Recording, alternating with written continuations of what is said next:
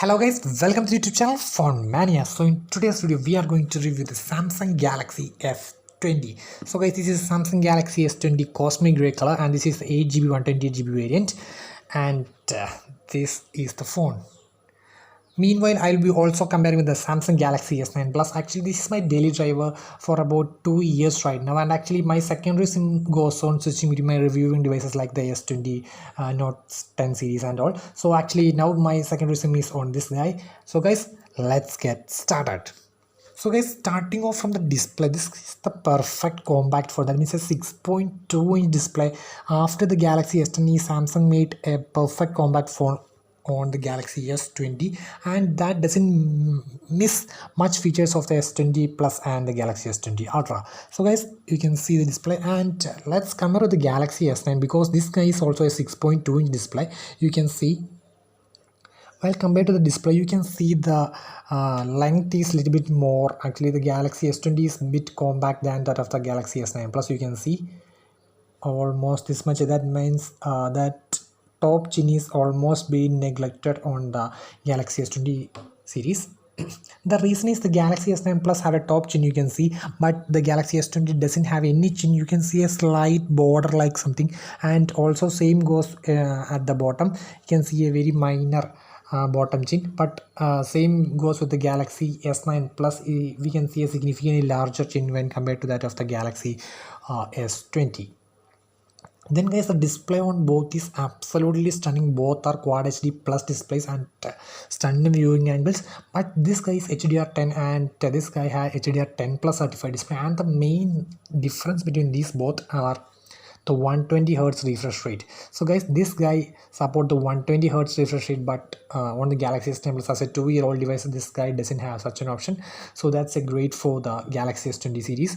So guys, we doesn't meet much features when compared to the S20 Plus and S20 Ultra, because almost the main features, the key features of the Galaxy S20 Ultra and the S20 Plus are there, but still it misses some features.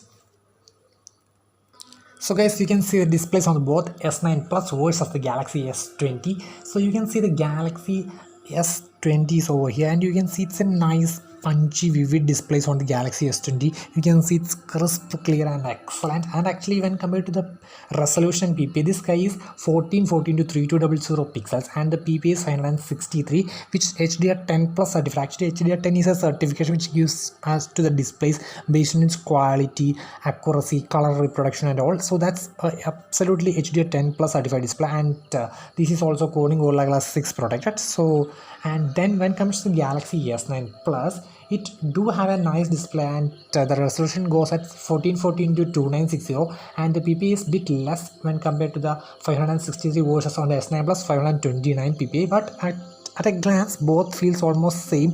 You can see both are crisp and clear at a glance. You can see, let me start from the beginning. On both, you can see both are stunning displays, 6.2-inch on both. So you can see crispiness on both guys. So guys, in display department, actually both are type, but the Galaxy S20 have an advantage of 120 Hz refresh rate, so that's a great thing. And along with that, HDR10 plus certified, and along with that, some minor PPI hike on the Galaxy S20. That means 563 versus 520. But actually, in terms of display, I could say it's almost still except the 120 Hz refresh rate. Then the next main thing, that's the processor, guys. So here is a thing that many of us confused. Actually, the Galaxy S20 comes with Exynos 990, and this one is 2-volt. That means a 2-year-old flagship. That means Exynos 9810, which is a 2-year-old chip right now. So guys, when compared to the Exynos 990, this direct compatibility is always a Snapdragon 865, and actually I have been using the Galaxy S20 Ultra Snapdragon and Exynos variants at the same time, and actually after continuous gaming in PUBG in the higher end settings, actually I could feel that the Galaxy S20 Ultra on the Snapdragon is way ahead actually in terms of heat dissipation, in terms of maintaining the FPS and all. The Galaxy S20 Ultra Snapdragon is ahead of the Exynos variant, but actually I would say Exynos is not a crap, but still it needs some improvements. Actually, if you play about until 1 hour, it's perfectly fine. After you play going on after the 1 hour, then automatically the frame rate reduces, and along with that we can feel some minor heat on the near the camera sides and also that was the issues.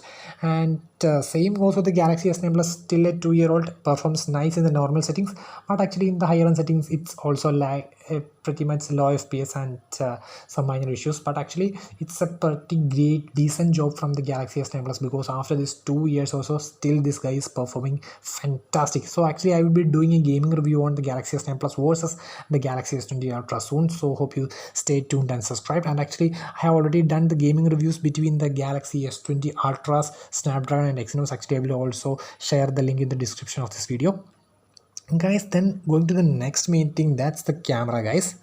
So in terms of camera, actually the Galaxy S20, we have the Galaxy S20, S20 Plus and S20 Ultra. Let's compare them first. Actually the Galaxy S20 have 3 cameras, and the main camera is the 12 MP, and the next is a 64 MP telephoto which is capable of 30x zooming, and the next one is a 12 MP ultra wide, and on the front we have a 10 MP selfie camera too. This is the 10 MP selfie camera, and when compared to the Galaxy S9 Plus, it have that 8 MP selfie camera embedded within the bezel of here, and in the rear we have 2 dual 12 MP cameras. And the main thing that misses is, I would say, the Galaxy S9 Plus takes much better low light shots. Actually not much better, but actually sometimes I feel the Galaxy S9 Plus captures best. But actually on the Galaxy S20, the sensors, that the aperture is f1.8, but on this guy the aperture can switch between f1.5 to f2.4. so in low light situation the Galaxy S9 Plus have an advantage, but the Galaxy S20's lens size is much bigger, so that it compensates in both. But still I think a minor advantage to the Galaxy S9 Plus in low light shots, especially in video. In photo, due to some AI and all, it's almost manages, but in video it's significantly, if you shoot at almost night conditions, the video is extensively better on the Galaxy S9 Plus when compared to the Galaxy S20. But it's not of a marginal gap, but still I feel the Galaxy S9 Plus is ahead in terms of video on low light, except that everything is perfect on both. And actually I really like the 30x zooming on this guy. So actually I will just quickly go to the UI on both, so you can see cameras on both.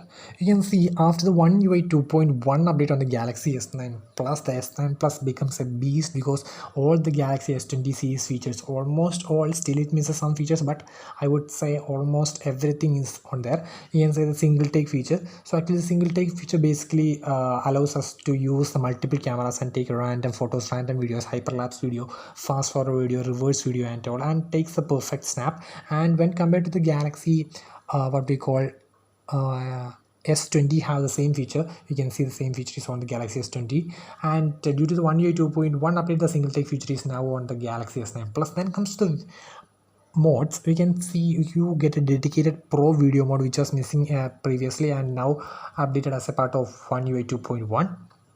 so that's to a great thing. And the Galaxy S20 always have the feature from the initial beginning. And the next thing that misses is live focus video. Actually the Galaxy S20 still misses a TOF camera. Actually if we compare the Galaxy S20 with the S20 Ultra and S20 Plus, both the S20 Plus and the S20 Ultra have a TOF camera. Actually TOF means time of flight camera. Actually it uses to detect the depth in the videos. Actually it means almost depth focusing video. That's the live focus video.